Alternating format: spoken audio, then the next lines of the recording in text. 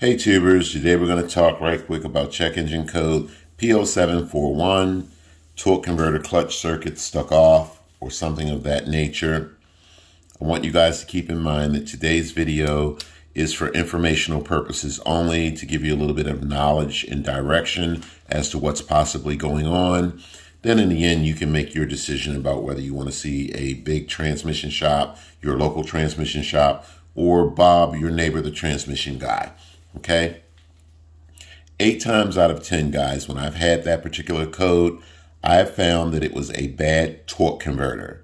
The clutch inside of the torque converter itself has failed for one reason or another.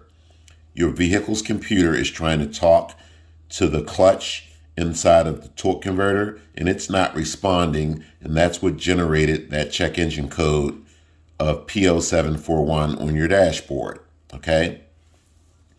When a torque converter's internal components fail, guys, you can't look inside of a torque converter, so your only other option is to replace the torque converter with a new one, okay?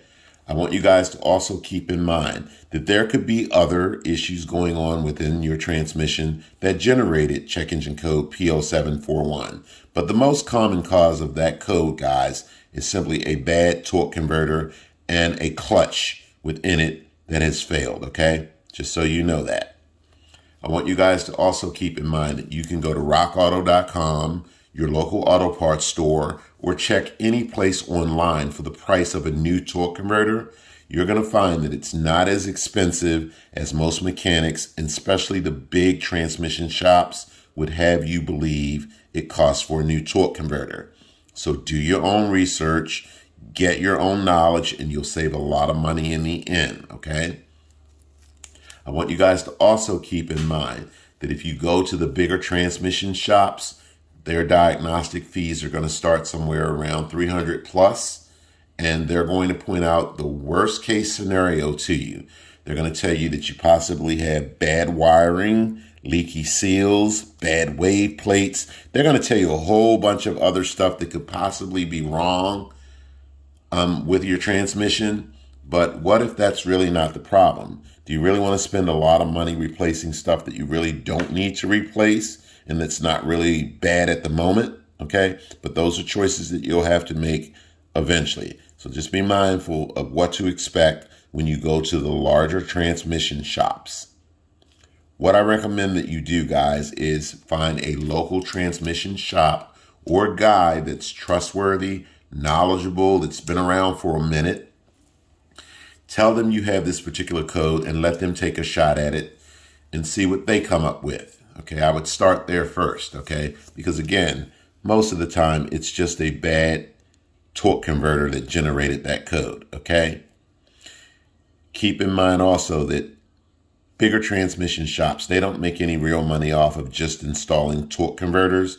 So that's why they're going after and, looking at things like your wiring, your seals, your wave plates, and whatever else that goes on inside of your transmission. But again, do you want to spend $4 or $5 grand to replace a bunch of stuff when the torque converter itself costs $200 or $300, and then whatever the labor was for them to replace it?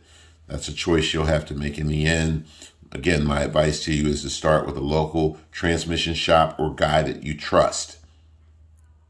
For those of you who are knowledge and do-it-yourselfers, or your neighbor Bob is a transmission guy, make sure that when that person installs the new torque converter, guys, that it's properly installed. I see time after time after time, folks will install a new transmission's torque converter, put it in, put it together, you drive away, the car runs great, perfectly, shows you no problems. A month or two later, you're right back with the same problem again, because when that torque converter is installed improperly, all you'll do is burn up the new torque converter, okay? So if you're going to have somebody do it, a friend, a brother, neighbor, whatever, they need to know what they're doing, okay? Watch a video, go to YouTube and look at a video to make sure that you are installing the torque converter correctly, okay? So I hope this video has been informative and helpful, guys. And this gives you a little bit more information as to what to look for. Okay, again, it could just be the torque converter. It could be many other things inside of your transmission, but the most common cause is probably going to be your torque converter has failed and simply needs to be replaced. You will need to drain all of the transmission fluid out of the transmission, and you will need to put fresh transmission fluid back in after installing a new torque converter. Some mechanics will use the old transmission fluid, guys. I recommend that you put fresh transmission fluid back in the vehicle after the torque converter is replaced. And don't be afraid to be there and watch, especially if a neighbor's doing it, a local shop. It's your right. You can go there and watch them put the torque converter in and then watch them put fresh transmission fluid in. Okay, but that's up to you as to how you want to do that. I just wanted to give you a little bit of understanding and knowledge so you know what to look for, and possibly you can save some money this way. So thanks for watching, guys, and I will catch you next time.